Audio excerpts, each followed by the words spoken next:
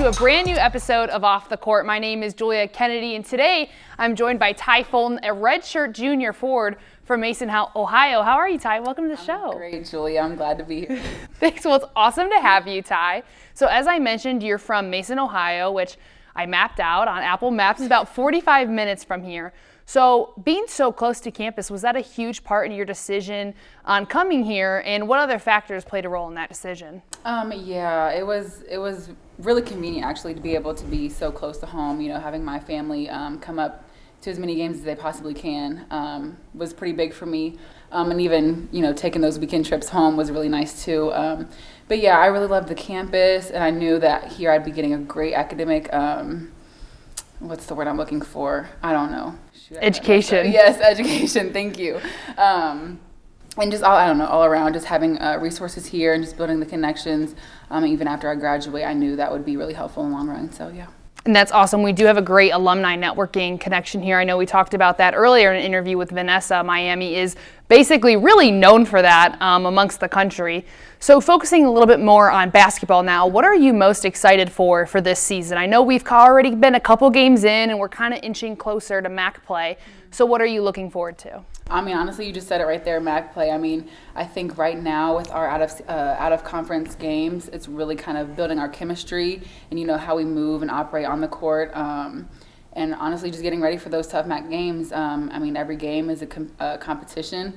You know, we'd never go down without a fight. And it's just really, I think once we get into that part of the season, it gets really fun. And I'm just really excited to see what we can do with that. That's awesome. So you've spent some time so far in a couple preseason games. Looking back over the summer, looking back in those earlier fall months, what were you working on personally in the offseason to be prepared and be the best you for your team this season? Honestly, just consistency with everything that I do. Always going out on the floor, leaving everything that I have. Maybe a little bit of ball handling and shooting there, but as far as just literally leaving everything out on the court. I know that was something that Coach really harps on us about as far as just working hard and being a good teammate. So yeah, that was kind of what the preseason looked like for us. So looking back even more towards your freshman year, you missed the entire first year of your career and your season here due to a foot injury. Mm-hmm. And I remember seeing you around campus in your little scooter. So what did missed time during that year teach you about yourself? Man, I was probably like 10 years ago now. I've been here forever. But yeah, that really that made me appreciate the game more for what it is. That was the first time in probably forever since I started playing basketball that I had to sit out a whole year, not even just a season, a whole year of like not playing the sport that I love. And I think it just really, for me, helped me gain a better appreciation for the game, for sure.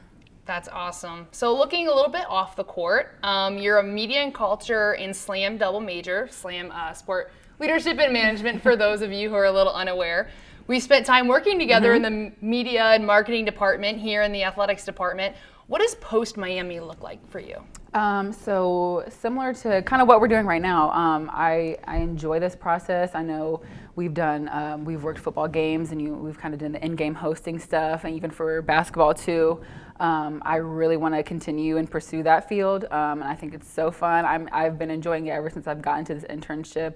And yeah, just kind of networking outside of that. That's kind of what I'm looking forward to.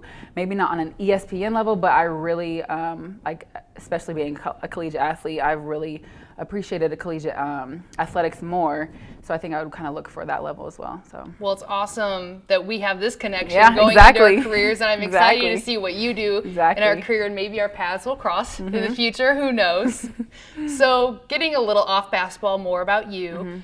What is something that you were convinced of as a child that you were convinced it was true, but later you found out was not? Oh my gosh. Okay, so when I was younger, my mom and my dad, I don't know why, and I feel like this has been told to a lot of people, that the car light, if you turn the car light on and leave it on for too long that you will get pulled over. So I was always terrified if I ever needed to turn the car light on for anything, that if I had it on too long, we would get pulled over, and I don't know what happened. Maybe my parents would go to jail. I don't know, but I was always worried that if I had it on too long that we would get pulled over. So I would try to turn it on and like flip it off as fast as I could so we wouldn't get pulled over. Obviously now, that's not the case, and you can probably have it on as long as you want to, Mom and Dad.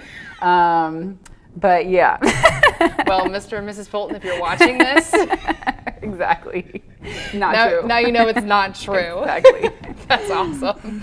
So if you could have any celebrity play you in a movie of your life, who would you choose and why? Oh my gosh. Maya Rudolph. For the simple fact that I find her very funny, and I also find myself very funny. Other people might tell you I'm not that funny, but I know I'm hilarious. And I think she would just really encapsulate my energy and my personality. She would be the perfect candidate. Well, I think that answer is absolutely awesome because my answer is Kristen Wiig. And if you ever know their actress history, exactly. Bridesmaids, Yes. by far one of the funniest movies that's ever been made, and their chemistry on camera is just unmatched. Yes. So if we had a movie, We would be, oh gosh. it would be the #1 movie It would in be the comedy hilarious. section Yes. on Netflix. Absolutely So hilarious. if that happens. I guess keeping with movies and stuff, if you could relate to any character on Friends, who would it be and why? Definitely Phoebe.